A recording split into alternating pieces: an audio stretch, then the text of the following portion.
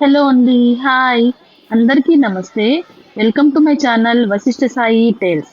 ఈరోజు నేను మీకోసం, మీ అందరి కోసం కొల్హాపూర్ టెంపుల్ చూపిస్తున్నానండి. రండి చూసేద్దాం. ఇదే టెంపుల్ స్టార్టింగ్ అండి. ఎంట్రన్స్ ఇదే. ఇలాగ స్టార్టింగ్‌లో కుంకుమది వేసుంటుంది. మేము వెళ్ళే టైంకి టెంపుల్‌లోని కన్‌స్ట్రక్షన్ జరుగుతుందండి. అందుకనే అంత క్లియర్‌గా నేను వీడియో తీయలేకపోయాను. టెంపుల్ అయితే మాత్రం చాలా బావుందండి. అమ్మవారు కూడా చాలా బావుంటారు. కుంకుమ పూజ ఆ రోజు శుక్రవారం అండి నేను వెళ్ళేటప్పుడు. ఆల్రెడీ కుంకుమ పూజ, అభిషేకం టికెట్స్ అయిపోయాయన్నారు. అయితే ఎలాగా అయ్యో! అనుకున్నాను. కానీ అక్కడ కుంకుమ పూజ చేసే పంతుళ్ళు ఉంటారు.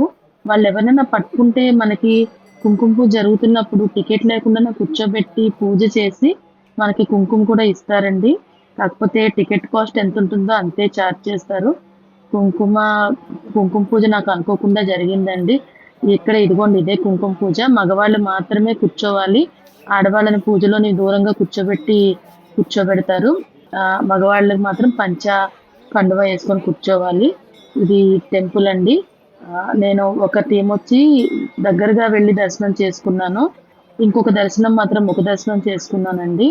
టెంపుల్ చాలా అంటే చాలా, చాలా బావుంది. ఎన్నో సంవత్సరాల నా కోరిక అమ్మవారిని దర్శించుకోవాలని, కొల్హాపూర్ అమ్మవారిని దర్శించుకోవాలని. ఇదిగోండి అదే ముఖ దర్శనం ఎంట్రన్స్ అండి ఇదే. ఇదే ముఖ దర్శనం ఎంట్రన్స్. టెంపుల్ లోపల కూడా చాలా బావుంది.